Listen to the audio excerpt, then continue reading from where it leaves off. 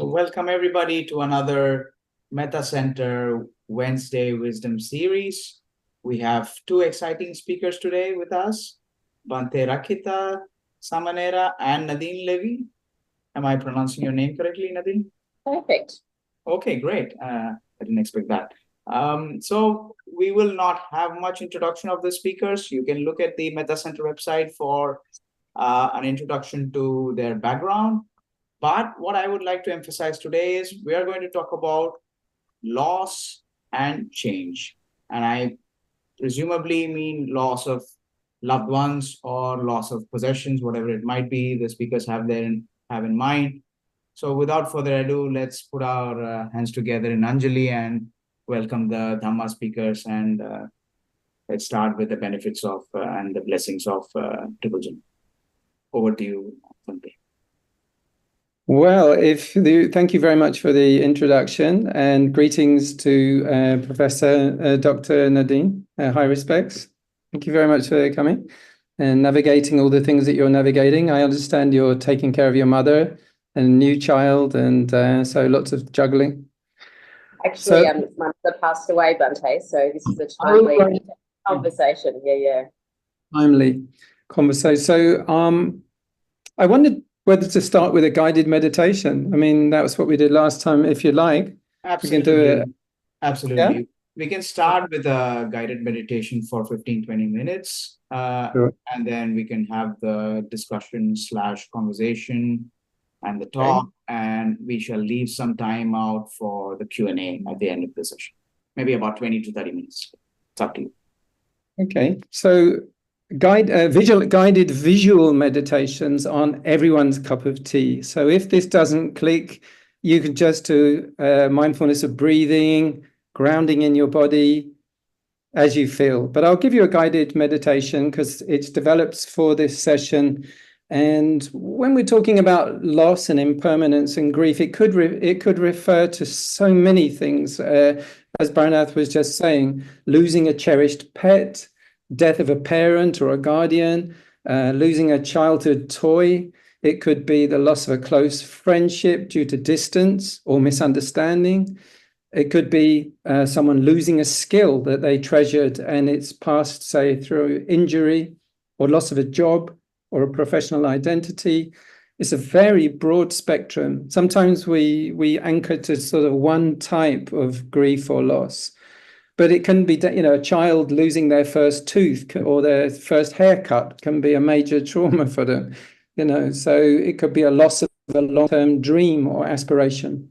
So there are many different things that continue this list. It's not just a single phenomena. It can be end of a relationship, whether romantic or platonic, financial loss, such as savings or investments. So I'm going to give this guided meditation. And so which examples is up to you. So it emphasizes grief and loss, human experience, and integrating those into healing, renewal, and connection. First section, under the title, The River of Sorrows and the Garden of Renewal. So let us begin this meditation by finding this moment of stillness. Take a deep breath in, allowing the air to fill your lungs completely. As you exhale, release any tension, any weight you may be carrying.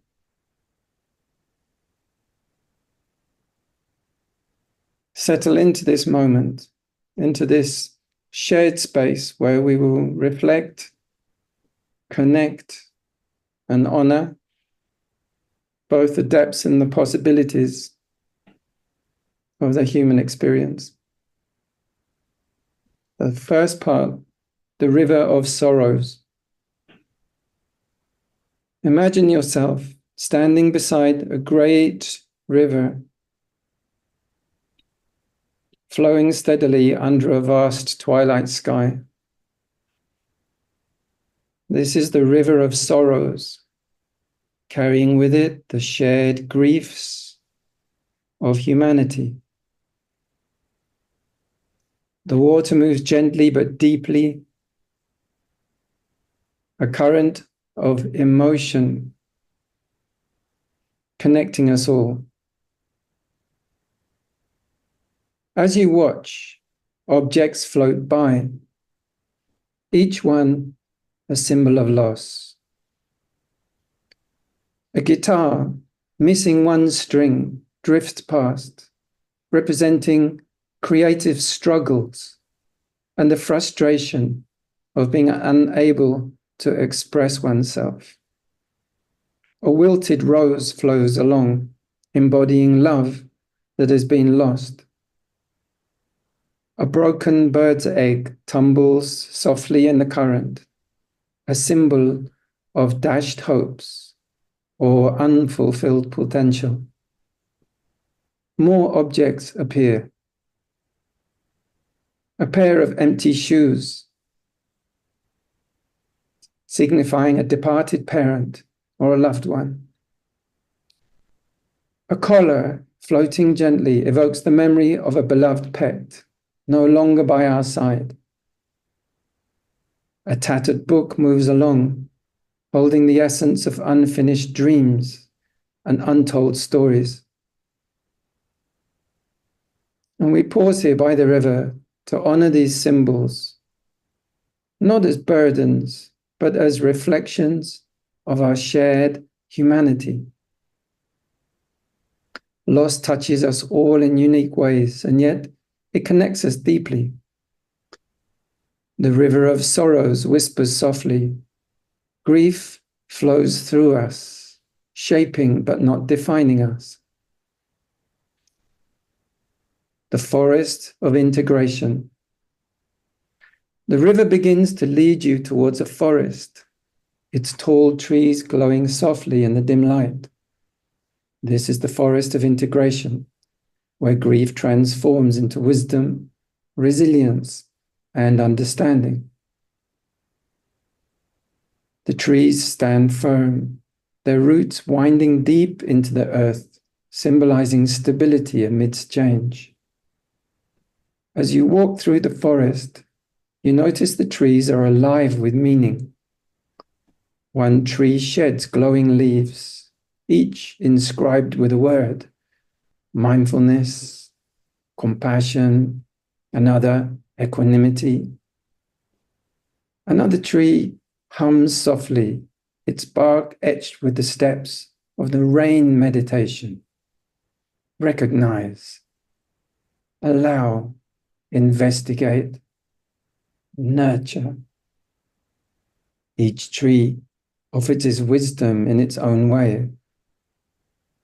Some carry the scent of acceptance, others the warmth of self-compassion. You pause beneath a tree whose branches form a canopy of quiet strength, a reminder that healing comes not from avoiding pain, but accepting it fully. The forest whispers, in your grief lies the seed of renewal. The third part, the circle of dialogue. The path opens into a wide clearing, where a circle of light glows gently. This is the brightly lit, glowing circle of dialogue, a space where our experiences can be shared, understood, and transformed. It is a space of connection. Within the radiant, luminous circle, you see figures seated, speaking gently. Their words forming shimmering threads of light that weave together above them. Each thread carries an insight, a story, or a question. The air softly hums with compassion and curiosity. Symbols of grief begin to appear within the circle of light, vivid but no longer heavy. A child's lost teddy bear becomes a symbol of resilience. A blank canvas fills with bold colors representing a creative renewal. A family moving from their home, finds laughter in one another, a reminder that love remains ever in change. The circle of light whispers, through connection, our grief can become a bridge to understanding. The well of renewal. From the circle, a path leads to a deep water well. The water well is carved from smooth stone, moss growing softly around its edges. This is the well of renewal, a source of strength and new beginnings. The well's water glows faintly, carrying the energy of transformation. As you kneel by the well and gaze into its depths, you see reflections, not only of sorrow, but of what follows it. You see kindness born from loss. You see resilience growing from heartbreak, and creativity blooming from the ashes of dashed dreams. You reach into the well and drink from its water. The water feels cool and alive, filling you with a sense of renewal. The well whispers, grief empties us, and in that space, renewal begins. The final path leads to a garden, alive with color and movement, the garden of connection. The plants here are surreal, their petals glowing, their stems swaying gently in unseen breezes. Each plant represents someone listening, someone sharing this moment of reflection. Some plants are small and tender, needing care. Others are tall and vibrant, eager to share their energy. As you walk among them in the garden of connection, your presence encourages the garden to bloom more brightly.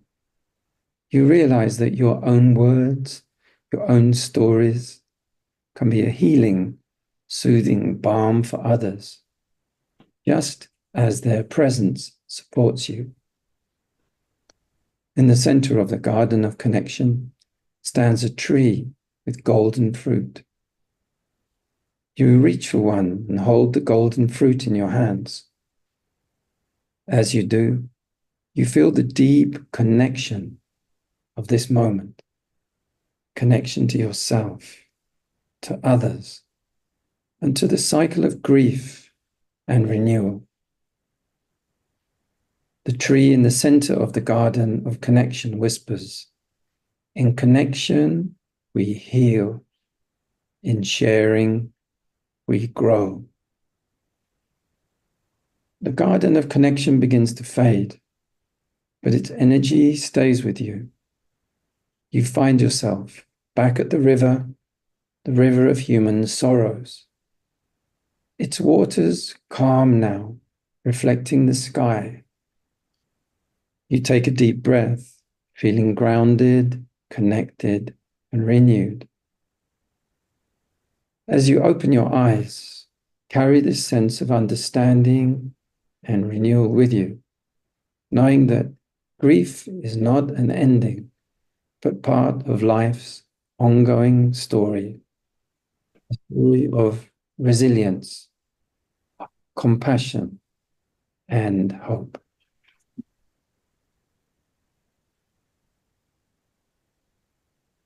Okay.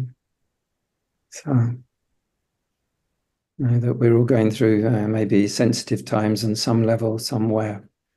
So, appreciate us all coming together to share, to connect. And over to Nadine. Would you like to share anything about your experience or?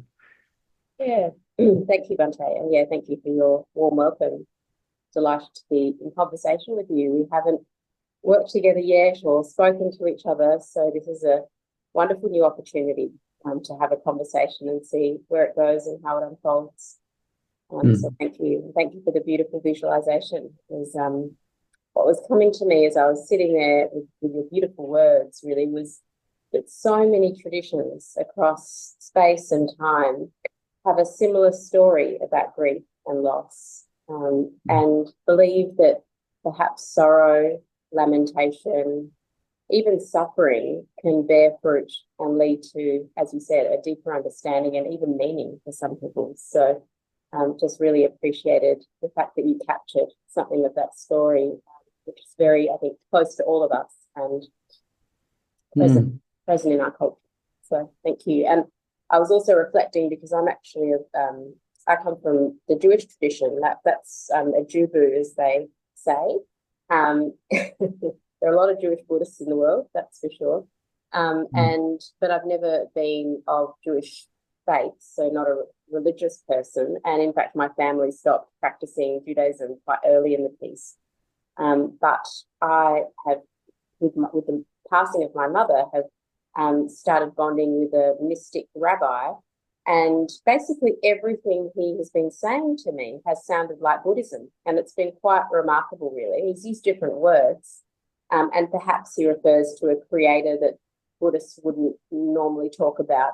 But by and large, the sense of the present moment, the world being enlivened in the moment through causes and conditions, and grief and loss leading to a place of sacredness, mystery, the unknown, but also deeper connection has been running through, what he's been saying. And it's very humorous to me because rabbis are very, this experience has been very connected in a way that Buddhism can sometimes feel a bit detached. So it's often hard to get an audience with a teacher when you're going through a hard time.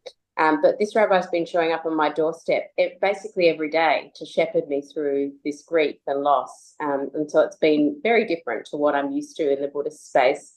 And I've been reflecting on the differences and connections, and just really seeing the value of having people who are in some way connected to this contemplative life be present and be able to offer, guidance, wisdom, connection, when we're in the sea of sorrow, as you say, the rivers of sorrow. So just some initial reflections there, Bhante.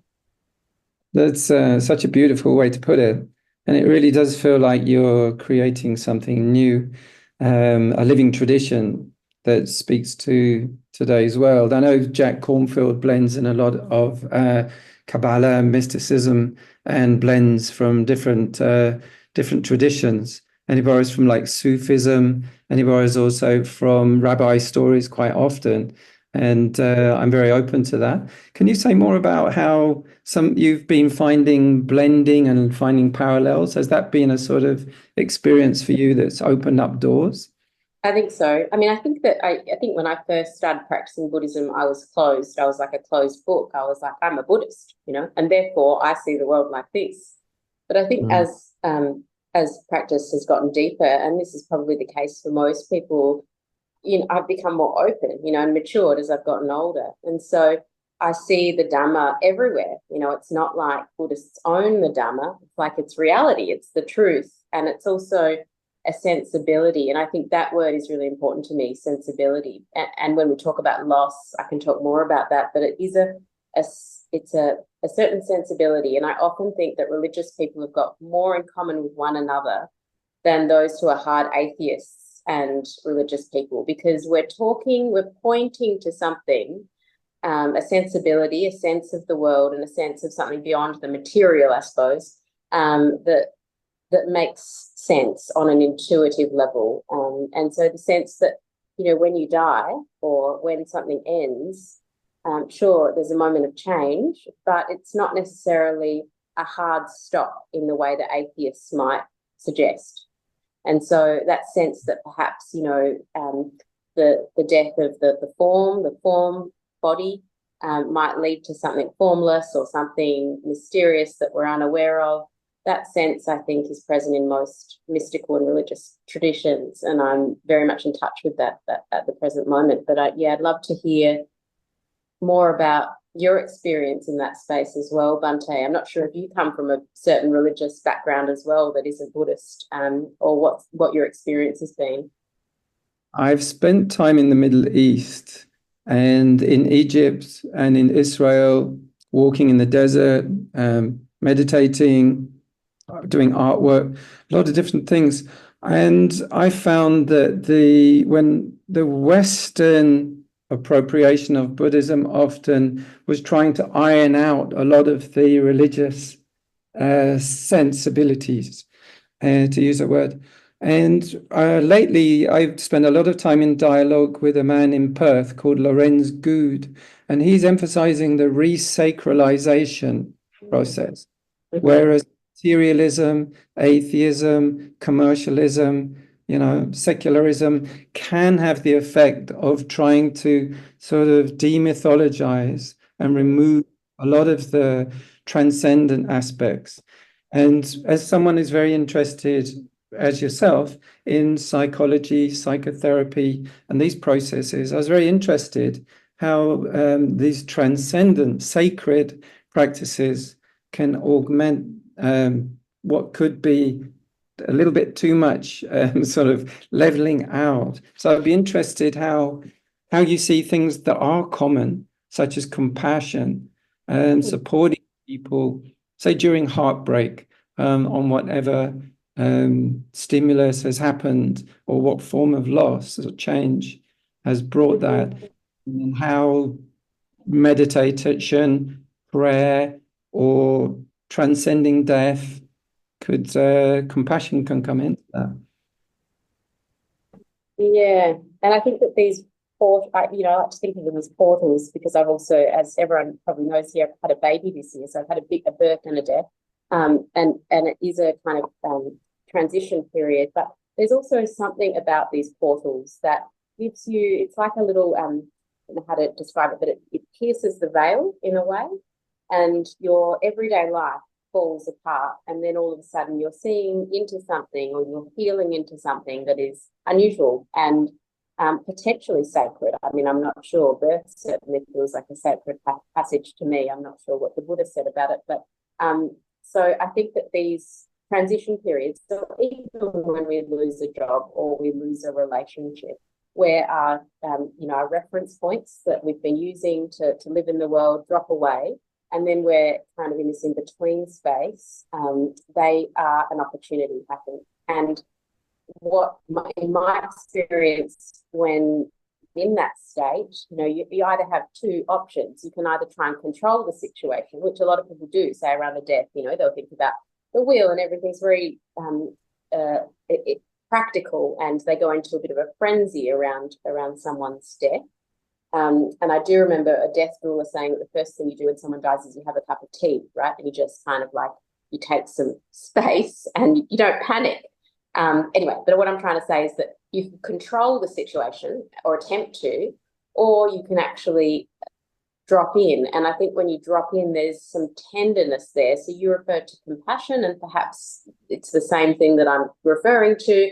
It's a kind of tenderizing process where it's like, there's no option but to be kind in this moment. I mean, kind towards the one who's dying, kind towards the baby, kind towards yourself, kind to, whoever the player is in that moment. And so for me, it's a very natural tenderization that happens in these moments, and feels very much like my nature somehow, like a common human experience. And just today, at the bank, I was finalising my mum's bank account, and the bank attendant was like welling up with tears, because she was tender and compassionate. And so it's not just compassion that comes from within you, it's also compassion from others during these moments. And so I'm touched at the moment by the compassion that I'm seeing, receiving, and also able to experience. And I think religious traditions, and I loved that term resacralization, I think you used,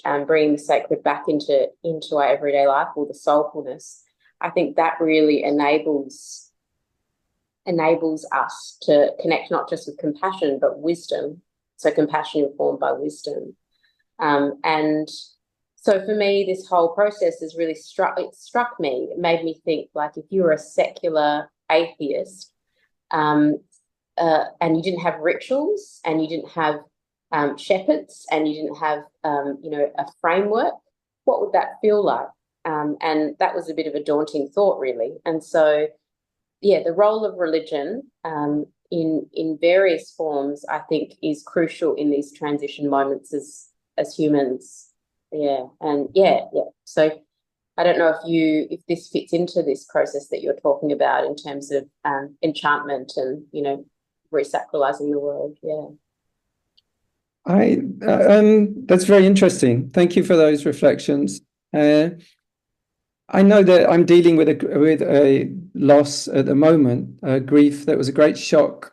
My parents are aging, but it's kind of, we talk about it every day that they're going to die. So it's something that's on slow burn. Could happen, but we've got years of talking about it already. But I was doing compassionate aid work with a young girl. She's 19 years old. She had lost her mother in COVID, and she had already lost her father when she was young, like 4 years old. So suddenly an 18 or 19-year-old was left floundering around, trying to pay rent, trying to buy food, trying to do school projects. And I inadvertently heard about this. The neighbor got rabies. And so we jumped in on the rabies case, but then heard about her case. And then it was followed by a torrent of realization of her needs. And we were trying to pay her rent and get food money and all these sort of things. And eventually I managed to find a home for her with a mother and kind of stepsisters to move in.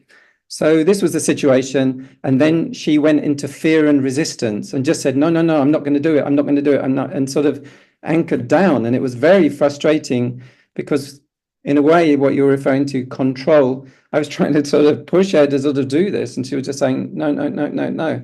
So I was getting more and more frustrated in this knot of, tension of trying to get this 19-year-old to get the courage and to take this change, this opportunity. She died. She died of a heart failure. Oh. The person who had rabies, had recovered from rabies, messaged me up and said, Susan's passed away. And I said, what? Said, yeah, she was taken we went round her house and she was laying, and she hadn't suicided.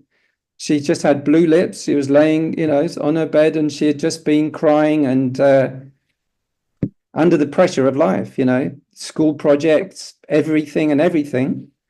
And I suddenly had a lot of guilty conscience, pressure and pushing and involvement and everything. So it was actually a great shock. I've done that kind of work for about 7 years nonstop, but it was really hard for me to draw a boundary and say, whoa, that's it's intense. So to step back and also practice setting boundaries where you realize that maybe this is beyond your limit. It's like, learning to swim, and then you help a few other people to the shore, and then you really see some drowning people. Well, how, in your helping, like any profession, therapist, counselor, a social worker, or lifeguard, you may not manage. And you may even be, inculcated, whatever the word is. Implicated. Yeah, absolutely. I mean, dealt with every day, yes. Yeah, exactly. I was speaking with an Australian doctor about this case, and they were talking about that they often have to make mercy calls, they have to make moral decisions, they have to take ethical stances here and there. And the results aren't always, the consequences aren't always exactly going the way you want to. So then you have the bounce back, you have to you can grieve, you need to grieve, it's healthy to grieve. But then there's how you're going to recover and what are you going to bring as a lesson from this? Actually, this was a digression. What I wanted to talk about was in Singapore, I was asked to counsel a dying man, or a depressed and suicidal elderly man. And I brought in this transcendent sacral aspect as part of the counseling, which was to say to him, I know you want to die. I know you want to jump out the window, but have you considered you're not an arahant, apparently? And you're going to get reborn. So let's just talk about where you're going to get reborn, because life, according to the Buddha, you say you're a Buddhist, it doesn't just end with the death of the body. And he hadn't really thought about this. He really thought that just by stunning the body in some kind of way, it was going to terminate everything, just like, switching off the television or whatever. So when I got him to think about this, like, where will I be born? Which country? And what kind of circumstances? And I got him to think about it, like planning a holiday up ahead. And it brought him out of his depression to realize that it doesn't really work like that, that we ought to consider after death. And that is your take on the now, very much so. how you're spending your time. So that's an also re-sacralization aspect to deal with the post-mortem results of what we're doing now.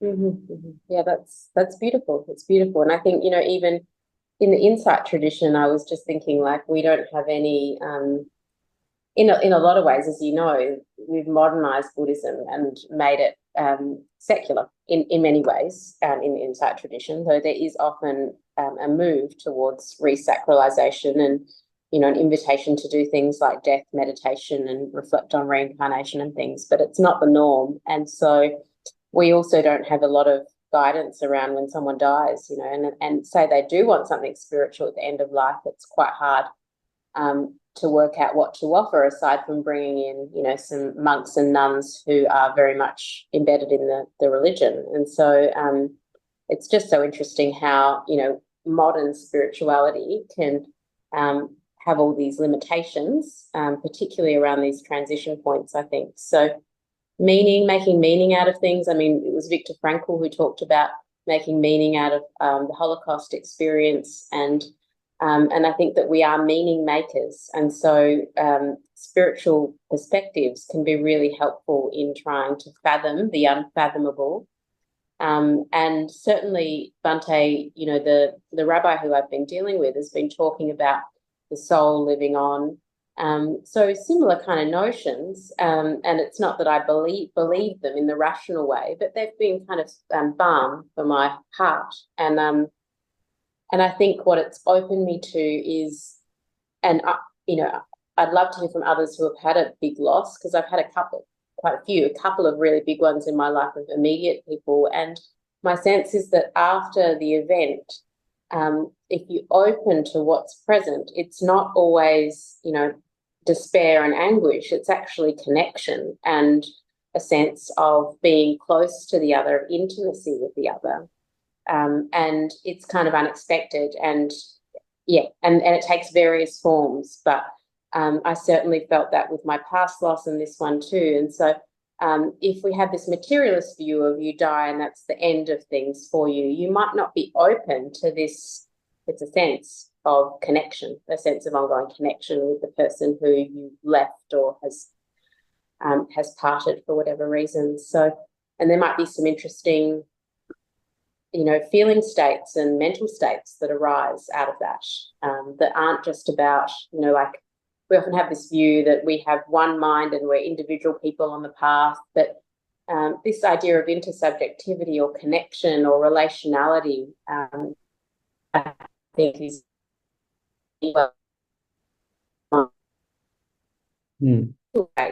has changed through grief. Yeah, I was always impressed with the creativity of the Buddha. For example, the Kisa Gautami story where the lady had lost her child and was carrying around the child. And then he said, go find me mustard seeds from a house that has not encountered any kind of death. And she couldn't find one. And I think that he was using creativity to find that common sense that, it's not me, I'm not alone with this.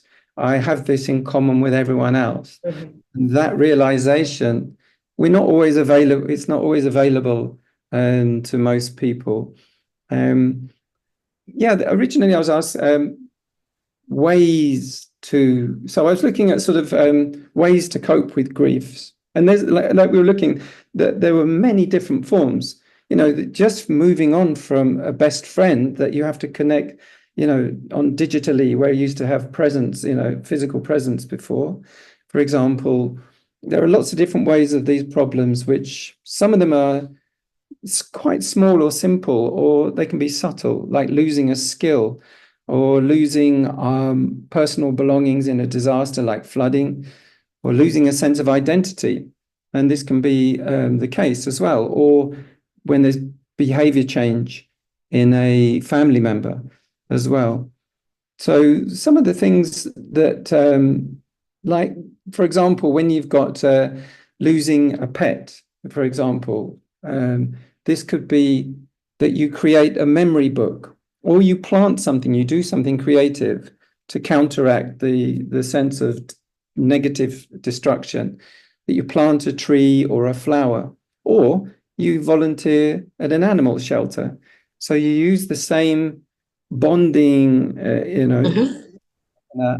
and you use that in a good way, but you channel it in a different way, rather than this sudden sort of numbness and loss, or like with the death of a parent or a guardian, sort of writing letters to them, journaling to them, lighting a candle, which we often see here in Asia, where almost every house has a spirit house on the corner. They'll offer offerings, often here where they offer food to the bowls of the monastics. They will dedicate that to their loved ones. And this is a very beautiful little ceremony that happens. And also connecting with loved ones who knew them and share stories about them, rather than just negating. Totally. And those are some of those things, like different kinds of losses, taking sort of creativity to it and finding more ideas in about how to approach it. As you say, sometimes we've had no guidance, we're just thrown into this situation.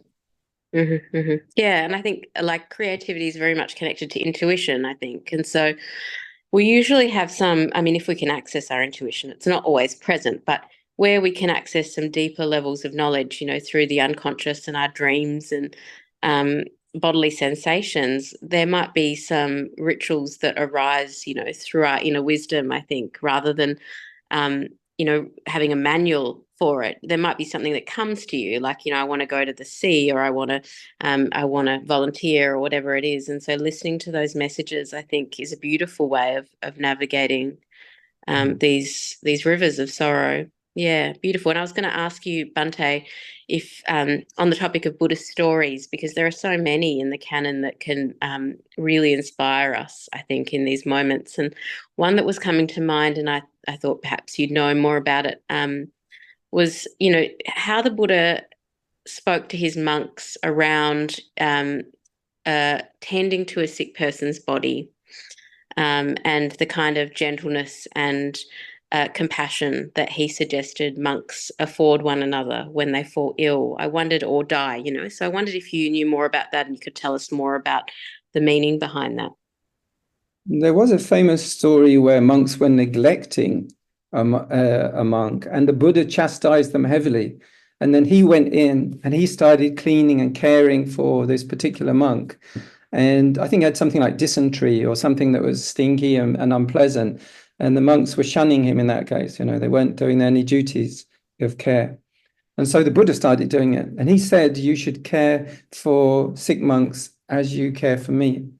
Consider that person to be the Buddha right there. So just as, if you really met Buddha, it's the Buddha going on, that you should take that sort of care, reverence, and delicacy that, every atom, every molecule, every cell can be nibbanic and can be unique and so on, like that. You mentioned earlier about children, and the Buddha called the children divine messengers as well. I thought that was very nice. That it always, when I'll see, sort of a 4-year-old, a 7-year-old or something like that, is there's something about them. It's like, it's amazing, quite amazing to see, because they're, their minds are way open, they're absorbing, and so on. There's some Burmese here, but that's one of the ways that the Buddha talked in compassion like that. It's so gorgeous, and it's like, it's so humble, and it is just so, in a way, it's a metaphor also. Well, we could take it as a metaphor for our own grief, tending to grief with that care, with that beautiful care of tending to the body. And I don't think that's what the Buddha meant, but I'm just extending it here for my own purposes, because I think it's that gentleness that really does help us through these moments, that tending and that loving care. Yeah. Yeah, definitely. And in terms of metta, and karuna. I mean, the divine things that the Buddha said you should really take care of yourself. The more that you take care of yourself, the more that you're not only capable of loving others, but you're also aware of what the needs are, even from the small things, from taking care of your skin with proper care, moisturizers, whatever it is, then you're aware, oh, everyone's got this. The more that you realize what you have in common with everyone, and that we're all battling these things of the elements, we're all trying to find comfort. And once you realize how that works for you, you're capable of knitting in with everyone else. Once you realize that everyone has a parent they lose, everyone will die, and we will leave people behind us, who have to sort of share things or whatever. So you start to get connected to the common sufferings. When we focus just on our private little ego trip, we don't get there. We just get into personal gratification. But once you really realize that, when you handle more pain, like for example, when I went to the Philippines there, for example, that really woke me up to how much suffering there is globally and out there in the world. And that was a big wake-up call. And you realize how many kind people there are, that there's this natural or developed karuna in people. There are many people who are looking for an outlet to be kind to others. And so it's through communicating on every level. It's not only these drastic cases. There was recently a Malaysian lady who told me, she was going through loss of a relationship, and I'd kind of forgotten what that was like. And she was telling me about how it was like to spiral into uncertainty and the pain and the feeling of numbness and emptiness and the heart aching. Since being a monk, a lot of that sort of passed away from me now. But, it's like those songs, like the Sinead O'Connor's, like Nothing Compares to You, or the sort of heart achy songs, or that when he lost a son through an accident. He is in heaven. And, those sort of emotions, often that's the way we express it in our culture of culture, is through music, ballads and so on.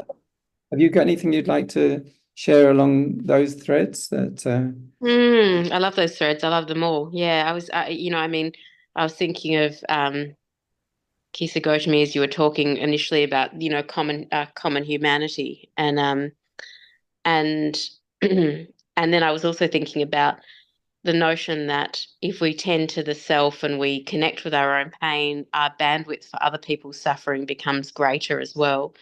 And the more we reflect on, the fact that we are all going to, we might not all age, but we'll all die, and perhaps some of us will get sick, and that is a common human experience. Then we're not really frightened when it arises, and it makes us more courageous, I think, in a way, and we're willing to face reality, and that's very helpful. When people are dying or sick, or when there's change, I think you become very sensitive, and so when someone walks in the room who is courageous and willing to, look you in the eye and walk alongside you and connect with your suffering, that's very helpful, I think, as opposed to people who shy away and can't move towards suffering and really struggle to bear witness to what's arising. So, yeah, just to echo what you said around, reflections on our common humanity. And I once did, in a very kind of lay Buddhist way, I did the course A Year to Live with a group of people here in Adelaide when I lived here. And that, for those who don't know, is a book written by someone called Stephen Levine, and he was a lay Buddhist. And over the course of a year, you pick up a chapter every month, and you imagine your own death. It might arise quicker, but in this thought experiment, it's, you're definitely going to die in a year.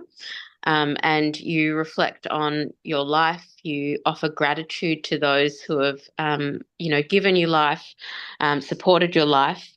You write your own eulogy. You get your will in order. You do all sorts of things in preparation for your death. And it was really powerful, because all of a sudden I was in this space of thinking, yeah, this is a real possibility.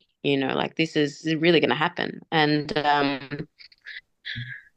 it's not something that we like to turn our minds to, but I think it might actually help us live better. That's the theory anyway, that you start to really appreciate, this opportunity to practice, and to connect with something deeper, which is whatever that is for us. It might be the sacred, or it might be, the Dhamma truths that people are trying to move towards or understand more deeply. So, yeah. No, it's really fascinating. It's really beautifully put. I've very admired your interest in philosophy. I watched a video of you discussing with Dr. Elizabeth McDougall about that, for example. That put me in mind of a few things. But philosophy is meant, and psychology and all those, and well, the transcendent ones, aspects, I think, are meant to expand to include, being able to encompass experiences. I certainly noticed when I started to verbally and more consciously have the courage to acknowledge depression instead of putting up, fronts and putting up images to the world, of great successes and things, that it was a great opener for me. And the monkhood has been a great sort of catalyst for that, where you don't need to have sort of pretense about those things. They're open discussion points with dukkha and so on. And I think that those are it depends what we cherish as well. Like I love to learn, I love to think, and I love to sort of work. So I connected that with your, like with a lot of other female philosophers down the years who've sort of worked way back, even far back as Greece. There was Hypatia of Alexandria, who got murdered, for being a philosopher, and that conflict between intellectual freedom.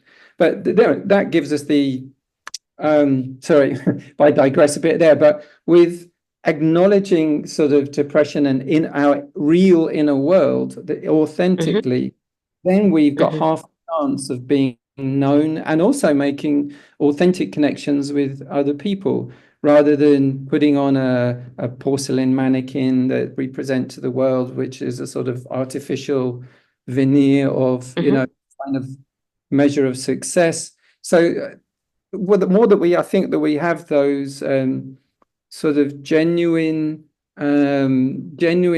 work, with our feelings, then we're more likely to access genuine relief. I don't know if that's maybe a bit of a No, totally. I agree with you entirely. Yeah. And I think that the word authentic is really interesting. And there's a lot of philosophy around that word, actually, because there's a lot of hustle around, what it actually means. But I think for me, I think what you're saying is, I like the word vulnerability. I think we're all pretty vulnerable to so many things. Like we can't even imagine what we're vulnerable to, just walking down the street. We're vulnerable to a lot of forces that are beyond our control, that are unforeseeable. And we're particularly vulnerable when we're ill, or when we're grieving, or, when we're experiencing dukkha. And depression, when we're experiencing depression, that's another form of vulnerability. And in my experience teaching over the years, when I first started teaching, I felt I really needed to rein that in, and like put on this facade of being an expert on everything and being invulnerable, and not having these human experiences. And then over the years, I've realized, actually teaching from that place of vulnerability is the most powerful thing. Like, so saying to people like, I had depression, or I'm in the middle of grief, or whatever it is, because it connects us. Our vulnerability connects us, and how we treat people when they're vulnerable, but also how we support people when they're vulnerable, makes a huge difference. And it really reflects on our, humanity, whether we're humane, or whether we have a bit of an allergic reaction to those parts of ourselves. Some people might call them, our shadow parts, or our unconscious parts that are more fragile and less put together. And so for me, I spent a great deal of time in hospitals over the last year with my mother, who was sick, and just going into a hospital space, like I looked through every room as I was walking to her room, and sickness in that form can be really tricky for people to see and to be close to, and we kind of shelter it away, and we don't want people, we sequester people who are vulnerable. We don't like to see it and be close to it because it probably reminds us about ourselves, really, and what's coming. And so yeah, I'm just really interested in that question, Bhante, and I think Buddhism has a lot to offer there in relation to dukkha and vulnerability. And yeah, wondered if you had anything to say on that thread as well. Thank you very much. Indeed, I mean, watching your video on equanimity as a radical power, is that right? Radical power. Yeah, something like that. Yeah. What several that were evocative in that. One was, well, anyway, the phenomena of equanimity, which is a power, which it is. It helps us to go through this. So, a nurse who has extremely good equanimity can cope so much more with a flood of people. I don't know how many people I saw die and get incredibly sick. And, God, if I hadn't had a lot of training in equanimity, I wouldn't have been able to cope. I would have got, flattened with depression. So I think that sort of resilience, you use that metaphor of the heron touching the water. It's like Ajahn Brahm uses that, the Teflon mind, so things don't stick. So otherwise you can. I work with brain damaged children, and you saw some very, very difficult work, very difficult. If you have only compassion and not enough equanimity, not indifference, but you were talking about that analogy of the mountain in the storm, so that, you can be strong, you can see feelings coming and going. That's really beautiful. I mean, were there other sort of metaphors and analogies that came through from Tara Brach or the other, Mark Epstein? There were a lot of other teachers that I saw you were drawing from, and that helped you to helped with that. I mean, Mark Epstein, I thought very importantly, he was an advocate of integrating psychiatric things like certain medicines for meditators. And I think this is a big, important point. Is that the meditator, psychiatrists ought to sort of talk a bit more. They look at each other a bit too much suspicion, and sometimes people can be suffering depression and grief, where a little bit of help might help, and vice versa. A little bit more meditation and less medication might also, sort of work. Maybe that touches on vulnerability as well, because I think meditators sometimes think they're invulnerable. And they can handle a major depressive episode with meditation alone, and he was the one to say, well, you're suffering so much, darling, take some medication as well, anything you can do to get your balance back. So in that way, admitting that we're vulnerable, even as spiritual practitioners, I mean, I think I've discovered that I'm more vulnerable the deeper my practice becomes, but anyway, that's another story. But I think the metaphor of strong back, soft front, which I've heard Joan Halifax talk about, because I think in a way moving towards vulnerability or loss is very courageous and brave, and it requires a certain tenacity, and nurses are quite remarkable just as human beings, full stop, but yeah, so I think that, being able to bear witness to suffering is really an act of commitment, dedication, courage, bravery. And then there's also the softness that's required, the tenderness, the care, as you're referring to, as these monks attending to the body as though it's the body of the Buddha, that care. And so to me, it's both. And, as they say in pop culture, they say, being vulnerable is actually a sign of strength. It's not a sign of weakness. And that's been my experience, certainly. Yeah, interesting. It's all very interesting. You now, like, my mind is going in a million directions, Bhante. You've really opened my mind up in different directions. I was very interested when I first entered in to hear that Baranath, the moderator here, he's very involved in technology. And this is something that is never mentioned in Buddhism because the Buddha didn't mention it. It hadn't been invented yet. Is that I think that we have a great ally, increasingly actually, with a lot of AI things which we converse with, and they're becoming increasingly subtle. and they're employing or sort of incorporating more and more a lot of wisdom. You can talk with them about Tara Brach, about Jack Cornfield. They know exactly all about it, and in a reference much very broadly, and how to apply it. So I think we are very blessed by that. I know that a lot of people are very suspicious and afraid of that, but I think this becomes, in an age of quite a lot of isolation and dislocation, is that the sense of isolation can be ameliorated through conversing with helpful, neutral dialogues. Also, often a living partner can be very toxic. They can be heckling and sort of belittling and and sort of chipping away at your sense of self-esteem or whatever, all that stuff that goes on with relationships.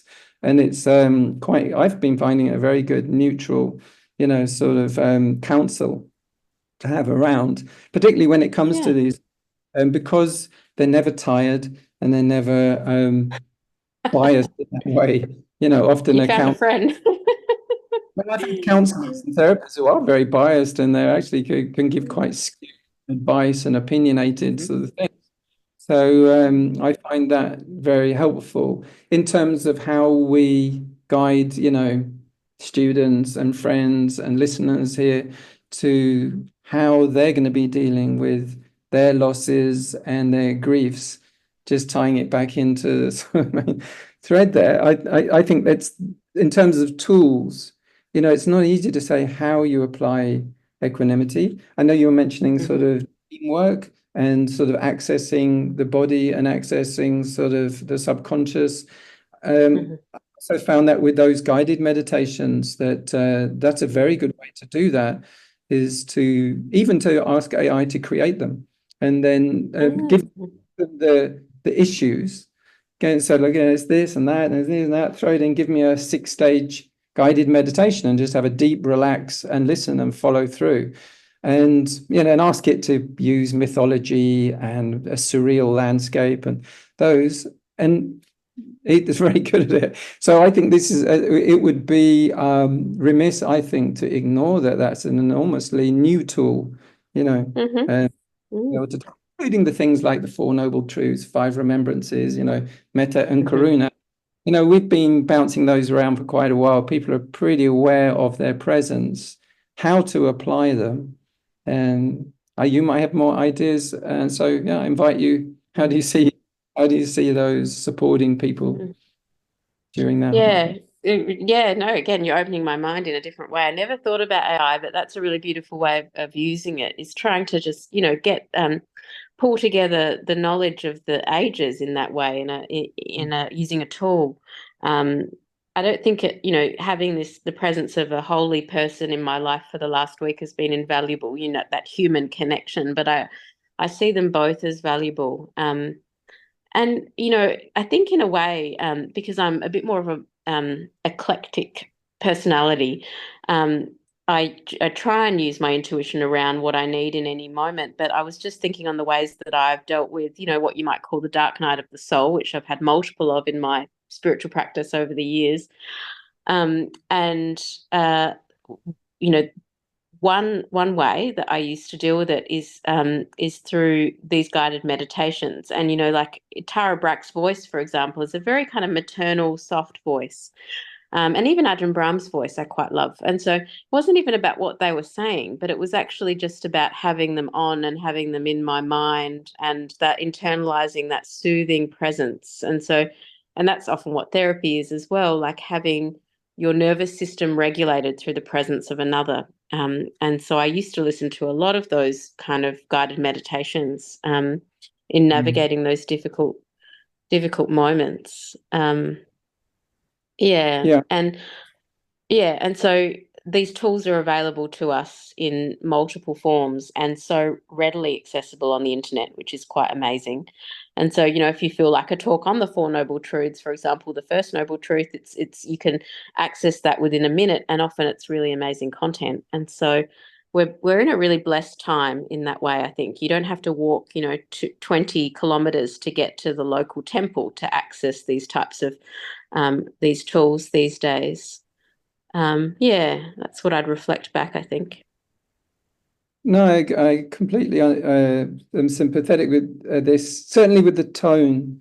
It was something that Carl Rogers was talking a lot about, where previously therapists, counselors, they were talking down at people as a sort of, superior analytical doctor type who's sort of, sort of doing that he said, like, people just half the time they just need unconditional love, and that's the healing comes from that, not shredding them.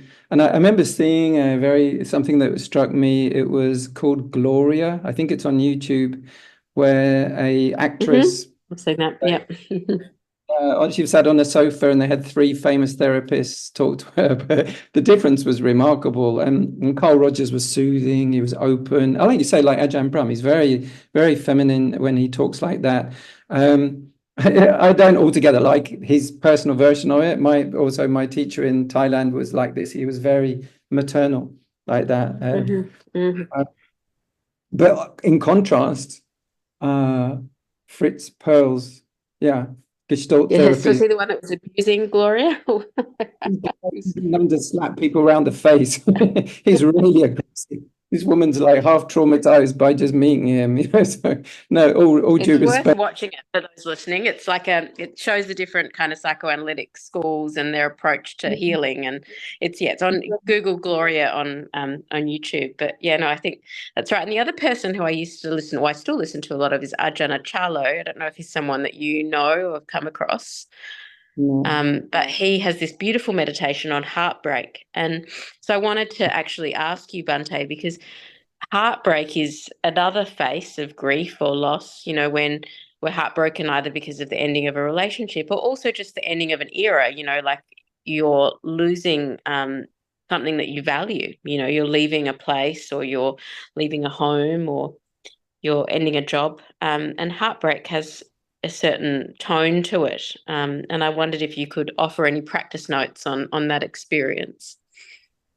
Could you expand a bit more? Are you talking about like when there's an ending of a relationship or a relationship with a community? Yeah, that's a good example. Let's go with that. I mean, that's a really common experience, I think, for people, and they feel shattered and disoriented in those moments. And they often come to the Dharma because of it, because they're looking for some sense of center in all of it, or even just reassurance that, that things will get better, because it's a very destabilizing experience for people from what I've seen.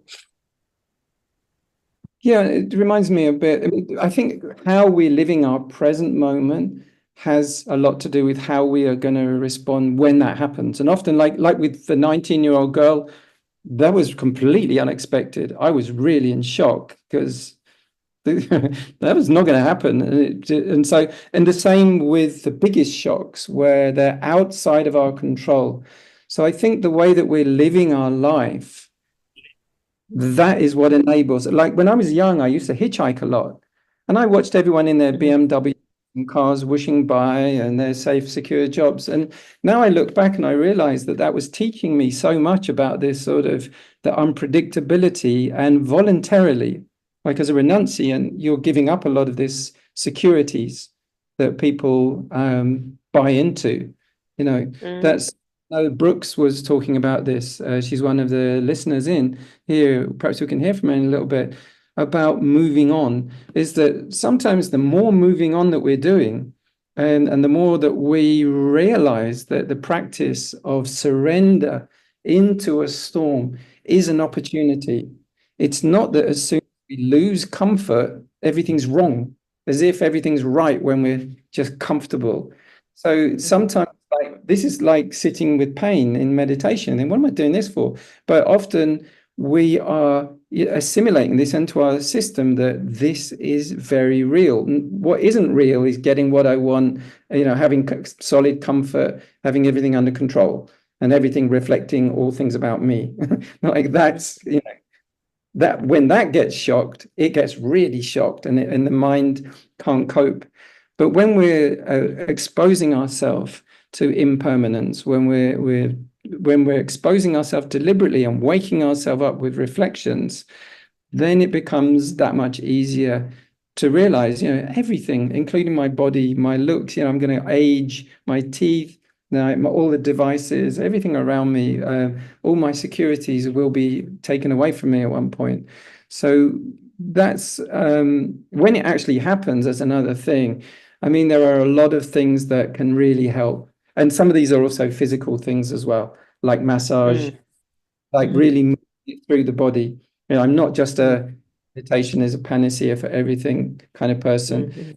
Get stuck and they stay stuck meditating with stuckness, And I think there was that very sort of amazing TED talk where they described how a veteran had lost his arm and the limb was gone, been blown off, and the brain had captured it at its last moment.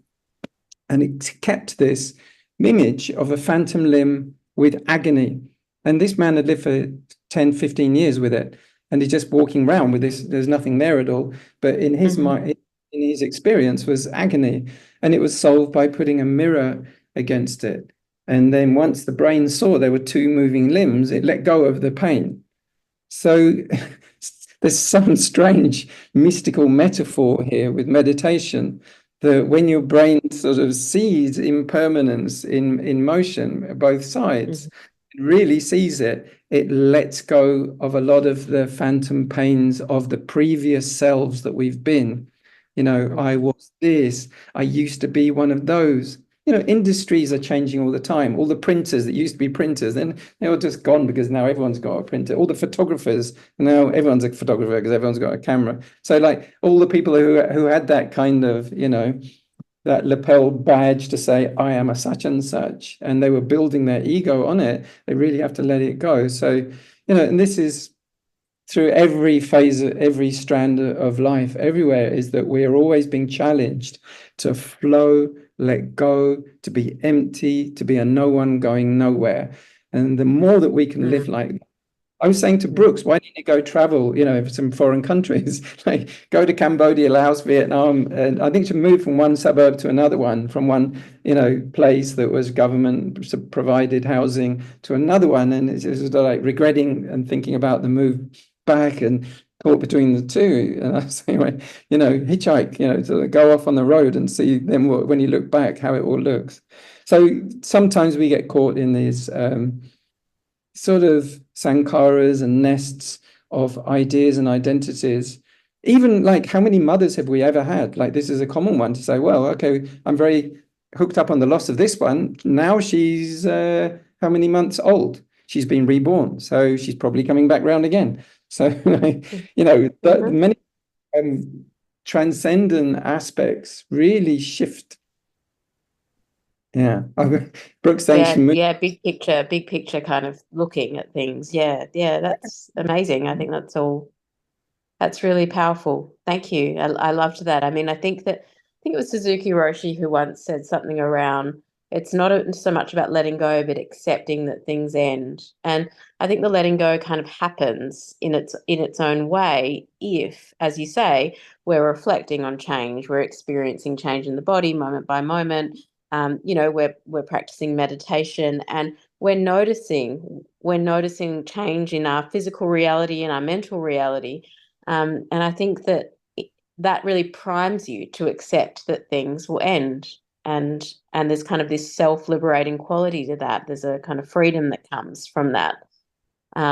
Rather than this idea that I have to let go, I'm so stuck on this person and I have to let them go. And that's a pretty trapping viewpoint, I think, in my experience. So things kind of let go in their own way. And in my experience, the more I mature, the more I practice, the more accepting I am of things exactly as they are, which sometimes can be really challenging. But, as I was talking about in the equanimity talk, they move through. There's a kind of tracelessness to them that means you're not stuck in depression or anxiety or, lamentation, proliferation, that kind of thing.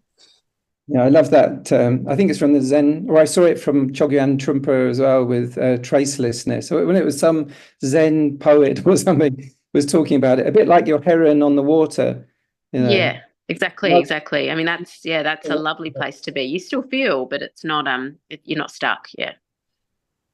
when I was in Perth, I used to watch the herons. I was amazed. I was like, wow, the real heron.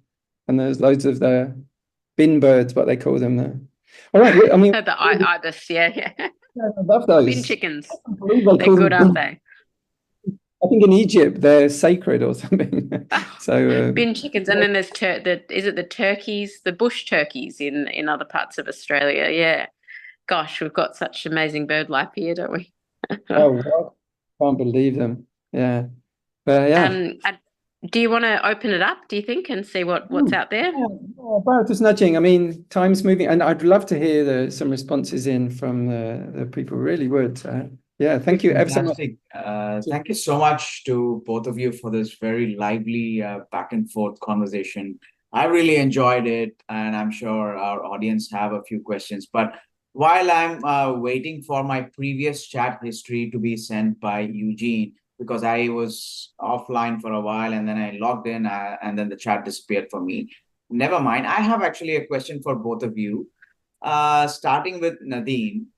When I was listening to your belief versus what you actually felt good when you thought about a certain concept like reincarnation in your heart, like, is that something that is common across practitioners, or is it something that you think is specific to the Western civilization, which has taken about this Buddhist concepts while trying to assimilate or even understand or even accept ideas like rebirth or reincarnation?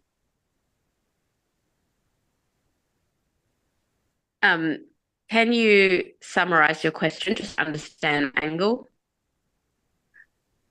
I'm sorry, you probably were not available for a while. I paused. Can you summarize your question so I understand your angle? Yeah. So, sorry. Can you summarize your question? Yeah, sure. Do you find a duality within your heart mind within the practice? Do you have to address the mind in certain aspects, or do you have to address the heart in other aspects? Gotcha. Yeah, it's a beautiful question. I was just trying to work out which part of the question I needed to speak to. And one of the things that's resolved to this issue of heart and mind, or the conflict that we might just describe that some people have around, do I believe in reincarnation? Do I have to believe in certain things like karma to be a Buddhist? All these types of questions. Or do I feel it? Is it true because I feel it? These questions that people often have. One way that I've resolved that is through, I mentioned last time, Rob Babaya's work, and he talks about ways of looking. And so it's not for me about whether I believe something, because to be honest, I don't know. And that's probably the response I'd have in relation to most cosmological questions. I've got no idea. But what I can say is that particular ways of looking at the world, so, the sacred way of looking, the more, the bigger picture way of looking, the Buddhist way of looking, the Jewish way of looking, the Christian way of looking, that has a certain effect on the mind and heart. And sometimes it can pacify our suffering. And so where there's more freedom and pacification, I invite that. And so if the notion of rebirth is going to allow me to work with my dukkha in a way that is wise, and it's a way of looking that's supportive, then I'll go with it. So I'm less hung up these days on beliefs and what is real and what is not real, and more in what's kind of supportive to my practice. So that's what I'd say. Thank you. Thank you so much, Nadine. I think that is something that I would also take on board very easily, or anyone who is skeptical would take it easily on board, because they don't have to make a decision on whether they believe this or that. They can just leave it open and not be fixated on some belief just because the Buddha said it. Right. So without further questions that are not available in the chat, I would ask Jillian, who put her hand up, a virtual hand up, to ask any questions she may have. Thank you, Bharat. A comment for Bhante and a question for both speakers, please. The comment is, Bhante, if it were ever possible for you and Venerable Sujato to have a dialogue about the virtues and vices of AI. I think it would be a great learning experience for all of us. The question, to introduce the question, a couple of days ago, my daughter and I were speaking about changes that we're making in the family and the fact that I'm going to be 80 very soon. This is something that my body is somewhat aware of naturally. And in this discussion about what's going to happen in the future, I referred to the time when I die. And my daughter looked at me and said, "But you're not going to die, Mum." And I said, "Oh, you think I'm that one exception to the total human race, do you? This is amazing." And we left it there. But both my kids and all my grandkids have been brought up without a spiritual belief, I think with good moral code. And I'm really looking for advice to what I say next time this comes up with her or with another of my descendants.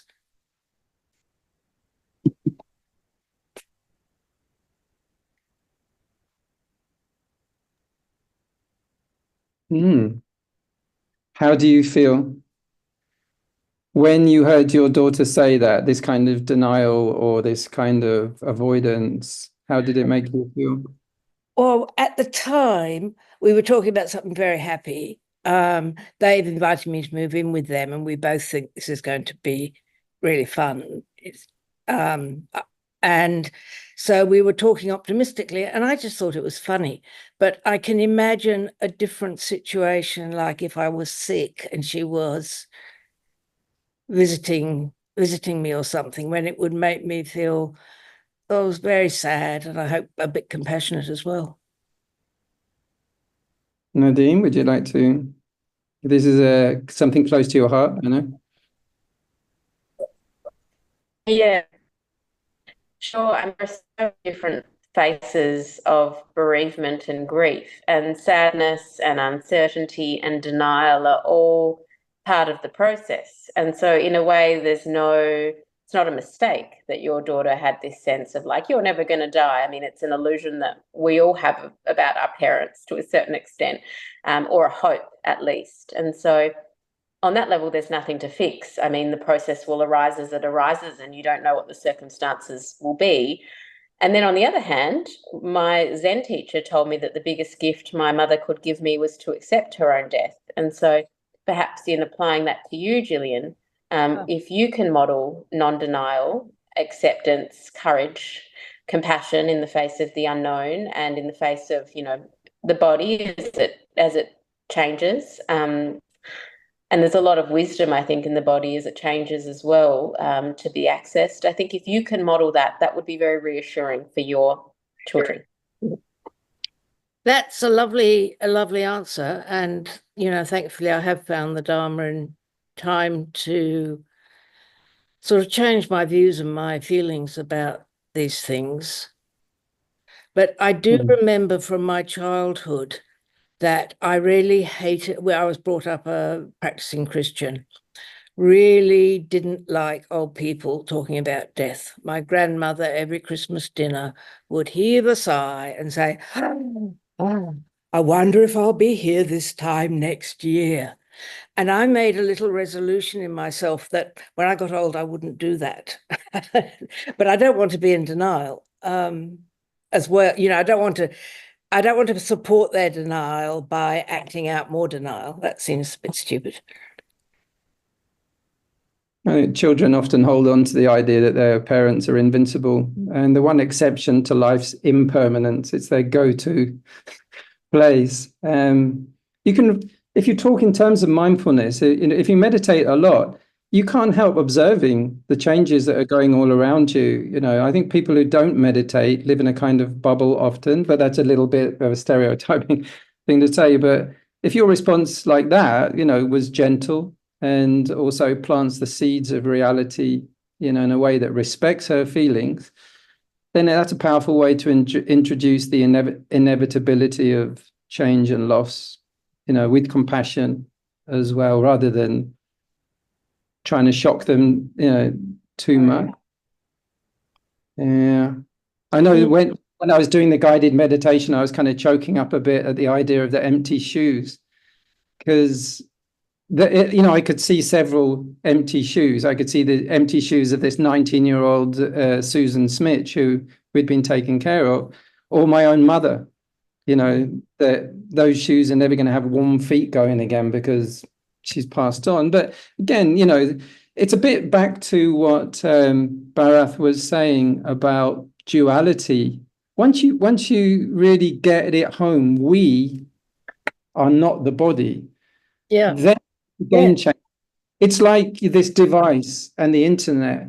It's like, okay, well, this internet may, well, not may, it's definitely, you can spill coffee on the device, it'll get dust, it'll get aged, it will get out of date, it will get clunky, and then you'll get another one. So in a way, the view of the duality of body and mind is that we have, and both of them are in change, devices like bodies, and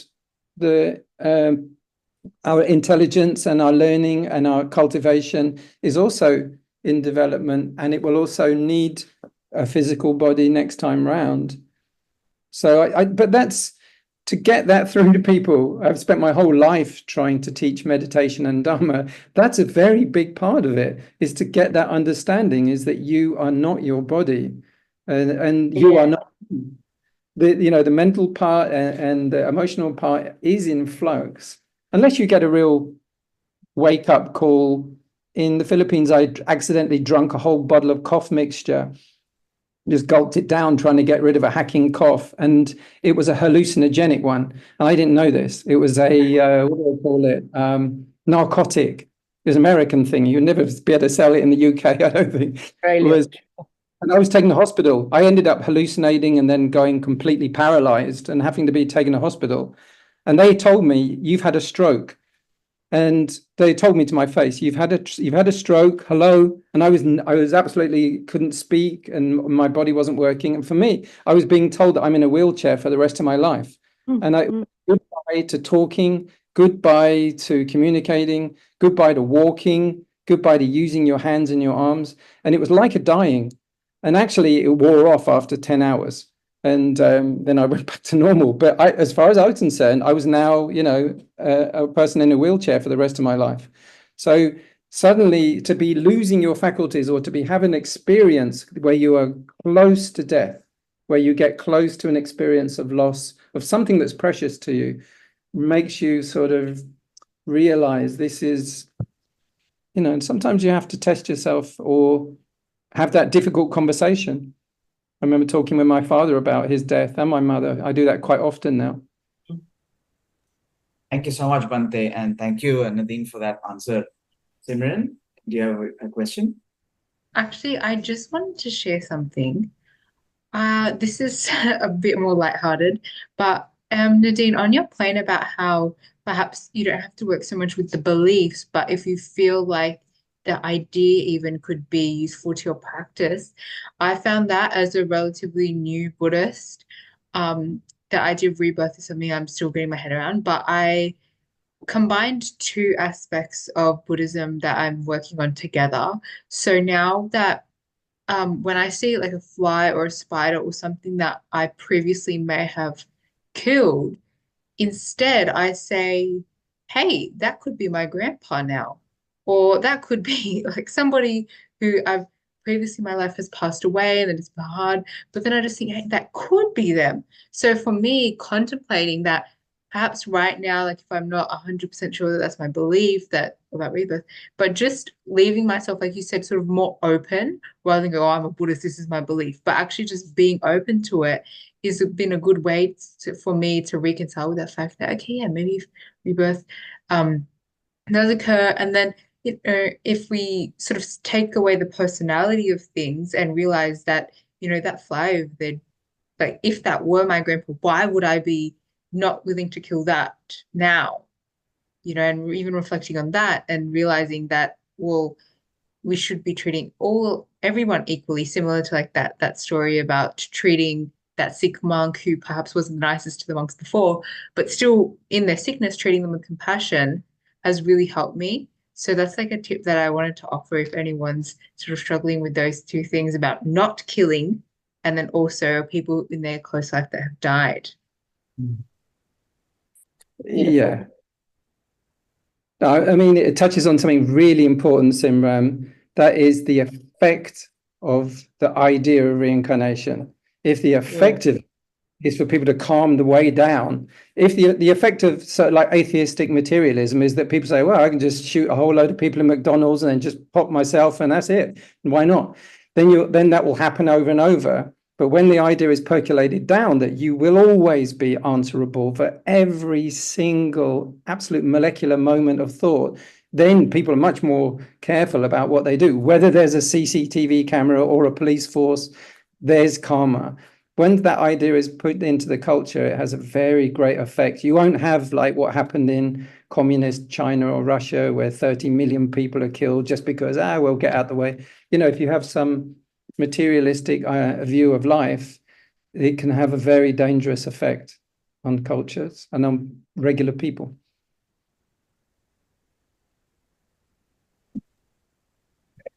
Nadine, you have any wrap-up Me? No, that's, yes, just how excellent and thoughts how around terrific that? that We you're. are reaching the end of our session.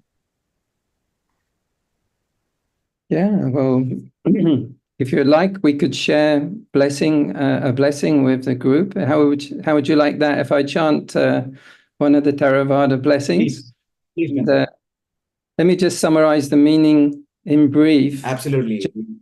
I would have It says that just as water flows down, comes down as rain and becomes tiny rivers, just like all of our efforts and our ideas contributing together now, that can become just like a mighty river. And a mighty river enters and becomes one with the great oceans. So just in this way, we transcend our individual isolation and we become part of a greater movement towards oneness and wholeness, ever upholding and respecting these teachings and ever upholding and supporting one another. We can enter into long life, beautiful life, strong life, and ayuwano sukang, happy life as well.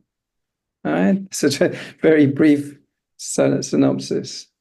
So you can also share this with your departed relatives. It's really recommended to do that as well. Or any living spirits around us.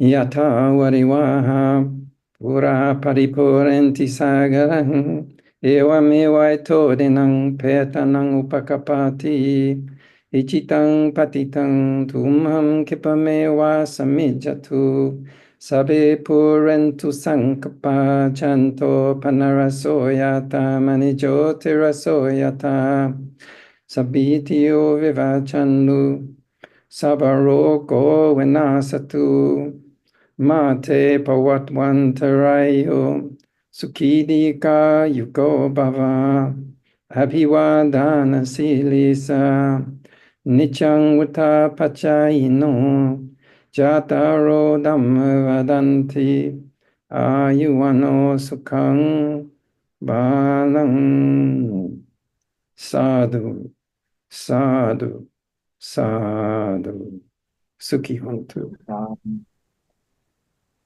Sadhu, sadhu, sadhu.